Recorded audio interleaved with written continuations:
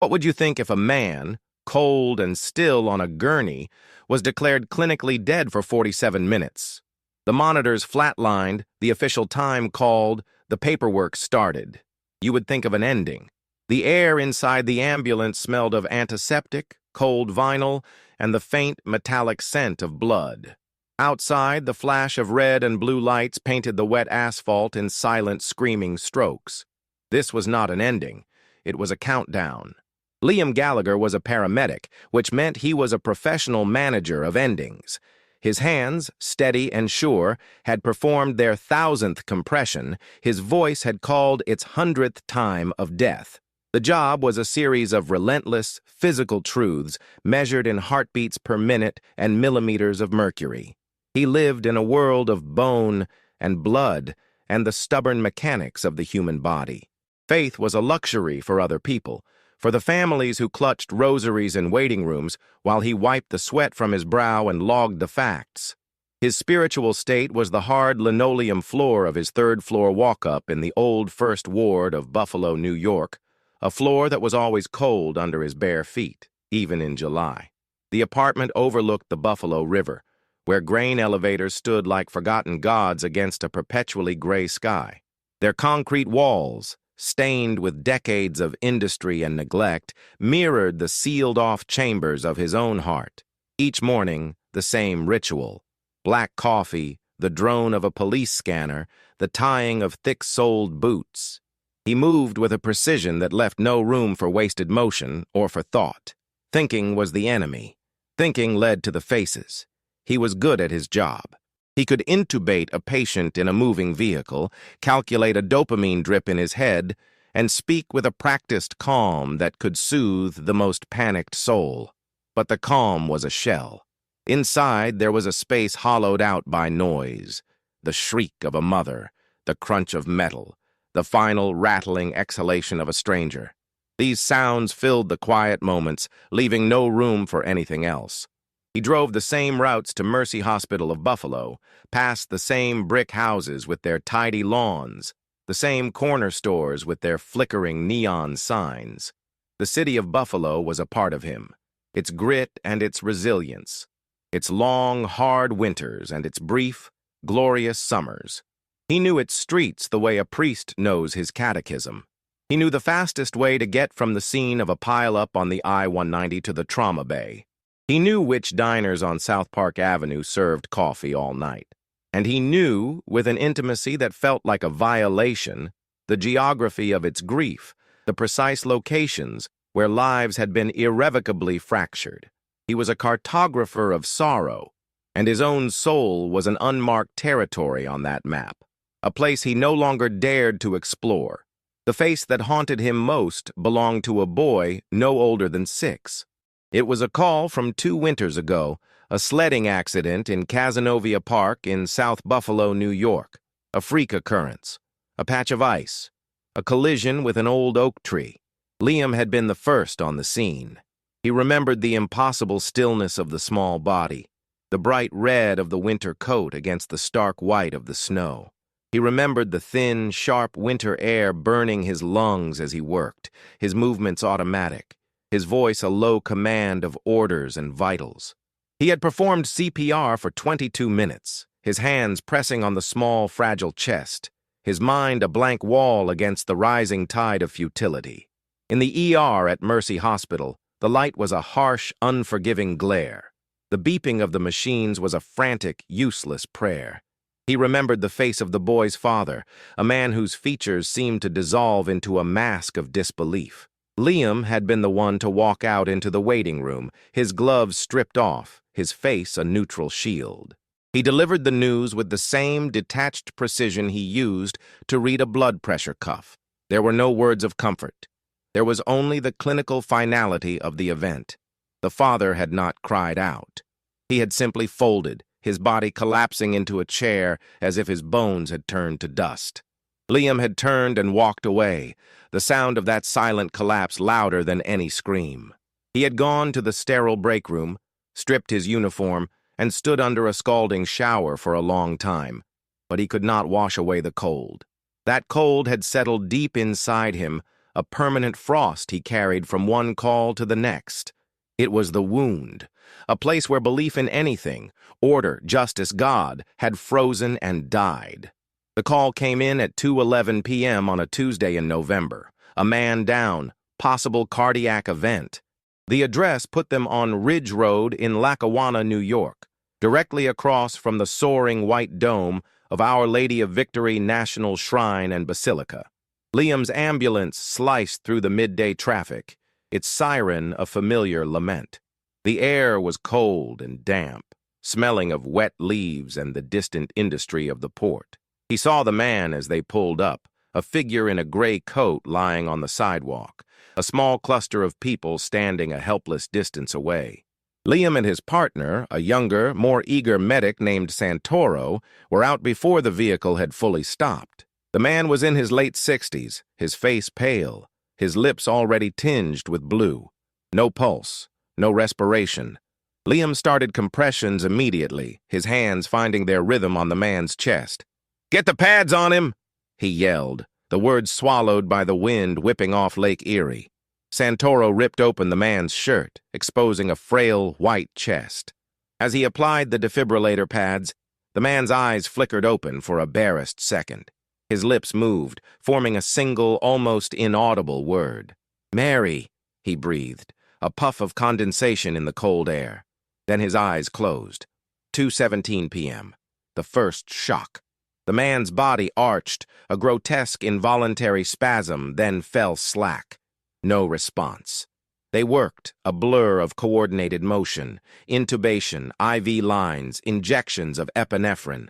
The basilica loomed over the scene, its marble statues of saints and angels watching with serene, indifferent eyes.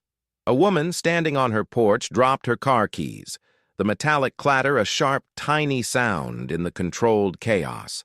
The usual crowd of onlookers had gone silent, their faces a mixture of fear and fascination.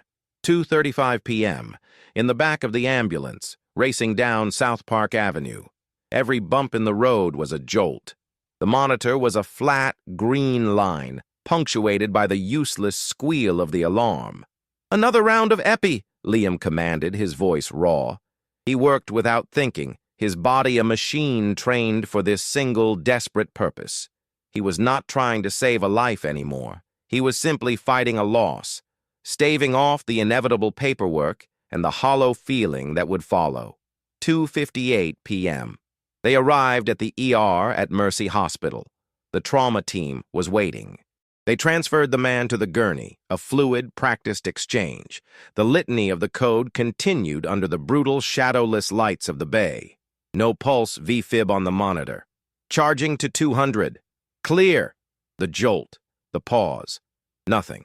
Time began to warp, stretching and compressing. The only reality was the rhythmic pump of compressions, the hiss of the ventilator, the unwavering straight line on the screen. 3:00 p.m. The ER physician, a woman with tired eyes, looked at Liam. "How long have you been working him?" "Since 2:14 on scene," Liam said. She nodded, a grim understanding passing between them. They both knew the odds. After this long, they were no longer fighting for a life. They were fighting for a miracle that never came. 3:08 p.m. The physician checked the monitor, shone a light into the man's fixed and dilated pupils, and listened for a breath that wasn't there. She looked at the clock on the wall. Time of death, 15:08, 47 minutes after the initial call. It was over. The silence that followed the doctor's declaration was heavier than any sound. The frantic beeps and alarms ceased, leaving only the low hum of the hospital's ventilation system. A nurse quietly pulled a white sheet over the man's face. Liam stood back, pulling off his gloves with a snap of latex. He watched as Santoro, his face pale, finished documenting the final medication times on the chart, the clinical ritual of ending a life. A small, older woman, the man's wife, was led into a private waiting room. Her quiet, rhythmic sobbing was a sound Liam had heard 1,000 times before. It was the sound of a world being torn in half. He did his part, delivering the clipped, factual report to the charge nurse, his voice devoid of inflection. He spoke of algorithms and dosages, of everything they had done right, of the outcome that was nobody's fault, and yet felt like everyone's. He avoided the waiting room, avoided the gazes of the other nurses who knew the look of a medic coming off a bad call. Later, in the hospital cafeteria, the whispers were a low current beneath the clatter of trays and the drone of the television. Liam sat alone, staring into a cup of black coffee. He could hear fragments of conversation from a nearby table of nurses. 47 minutes. A real fighter. That poor family. Did you see Gallagher's face? Looked like he'd seen a ghost. He didn't look up. The coffee was bitter, scalding his tongue. He felt the failure settle in his bones, a familiar leaden weight. It was just another Tuesday. Another name to add to the list of ghosts he carried. He drove home through the early evening gloom, the sky over the city a bruised purple. The streetlights flickered on, casting long shadows that seemed to claw at the edges of his vision. Each red light was an accusation. Each passing car held a life, a story, a beating heart he suddenly felt alien to. The city, his city, felt like a foreign country, its inhabitants speaking a language of hope and connection he no longer understood. The cold from that winter day in the park had found a new, fresh layer to settle into. That night, sleep was a distant shore he couldn't reach. Liam lay in his bed, staring at the ceiling, the flashing red and blue lights from the call replaying on the backs of his eyelids. His chest was tight, a band of pressure that mimicked the very symptoms he treated every day. He sat up, his heart pounding a frantic, unsteady rhythm. His hands, the same hands that had worked so tirelessly just hours before, trembled as he reached for a glass of water. The silence of his apartment was absolute. It was a vacuum, pulling all the day's noise into it. The siren, the flatline alarm, the doctor's final words. He got dressed and walked out into the cold November night. He got in his car and drove, with no destination in mind. He passed the dark, hulking shapes of the grain elevators, past the closed gates of the steel plant, through the sleeping neighborhoods of South Buffalo. The city was a ghost of itself, familiar and yet menacing in the darkness. He found himself on Ridge Road in Lackawanna, the car slowing to a stop without his conscious command. He was parked across the street from Our Lady of Victory National Shrine and Basilica. Its massive white dome was illuminated by floodlights, a stark, pristine presence against the ink-black sky. It looked unreal, a monument to a faith he couldn't comprehend. He got out of the car, the cold air a shock to his system. He stood on the same piece of sidewalk where the man had fallen, where he had breathed his last word. A profound exhaustion washed over him, so heavy he felt he might collapse right there. He looked up at the serene stone faces of the saints and felt nothing but a vast, hollow space inside himself. He stood there for what felt like an eternity, a solitary figure in the deep quiet of 2 a.m. Then, something shifted. It was not a sound, but the absence of it. The distant hum of the highway faded. The rustle of the wind in the bare trees ceased. A silence so profound, so complete, descended upon the space that he could hear the thrumming of the blood in his own ears. It was a living silence, heavy and watchful. Then came the scent. Impossible in the frigid November air, the rich, unmistakable fragrance of roses bloomed around him. It was not faint. It was overwhelming, a dense perfume that filled his lungs with every breath. He looked around, searching for a source, but there were only dormant, frozen bushes and damp, decaying leaves on the ground. A soft, pearlescent light began to gather around the basilica's dome. It was not the harsh, yellow glare of the floodlights, but a gentle, internal luminescence, as if the stone itself were breathing light. The glow pulsed softly, a slow, steady rhythm like a great, sleeping heart.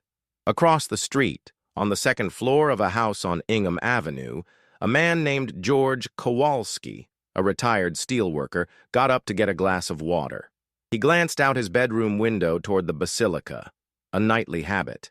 He stopped, his glass halfway to his lips. He saw the light, a soft white pulse that seemed to make the very air around the dome shimmer. He had lived in that house for 50 years and had never seen anything like it. He simply stood and watched, a witness to a silent, luminous miracle. In that moment, Liam's phone buzzed in his pocket, a violent electronic intrusion into the sacred quiet. It was the hospital. It was Santoro. "Liam," his partner's voice was strained, barely a whisper. "You need to get back here. Now." "The guy from this afternoon?" "He's alive." The drive back to Mercy Hospital was a surreal blur. Liam's mind struggled to process Santoro's words. It was impossible, a mistake, a cruel joke. He ran through the automatic doors of the emergency room, the familiar smell of antiseptic and sickness doing nothing to ground him. He found Santoro and the ER physician standing outside the man's room in the cardiac care unit. Their faces were masks of stunned disbelief. "He just woke up," the doctor said, her voice shaking slightly. "Spontaneously.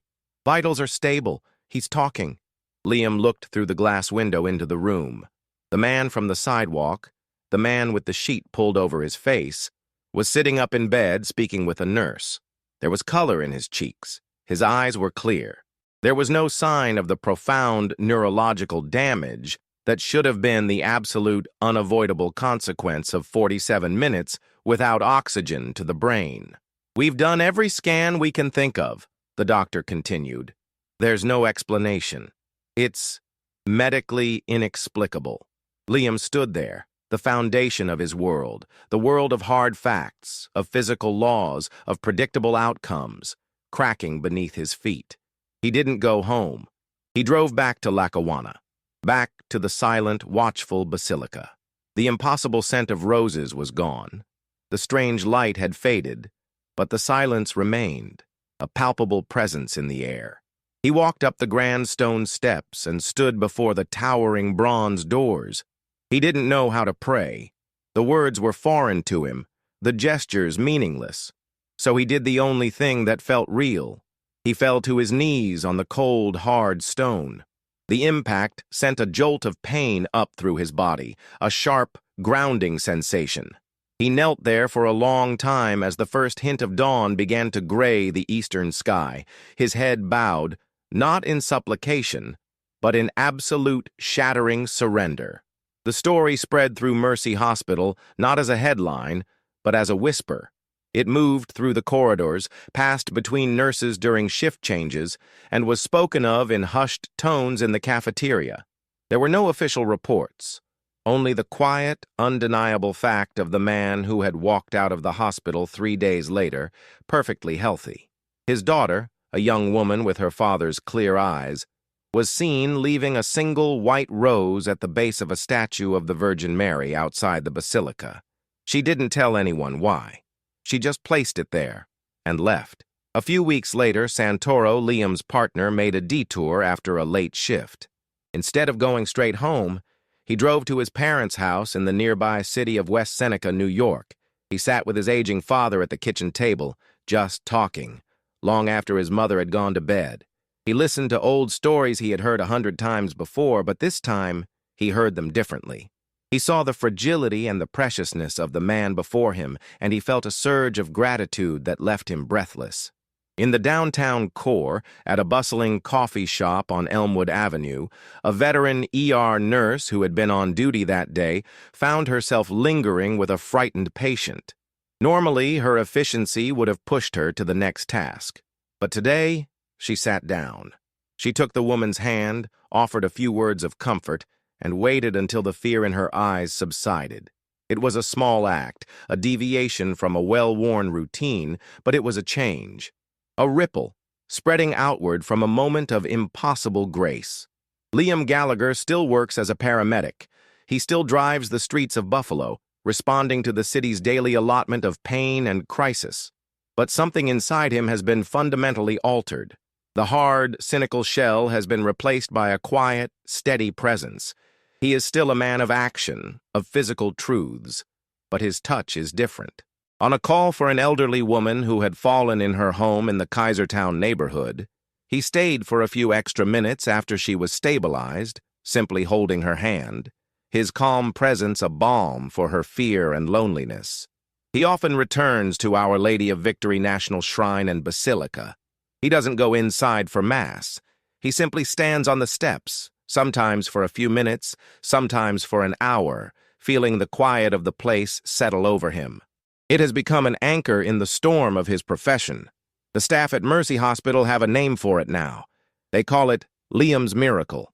They tell the story to new residents and interns, not as a medical case study, but as a reminder that there are forces at work in the world that don't show up on any monitor and can't be measured in any lab.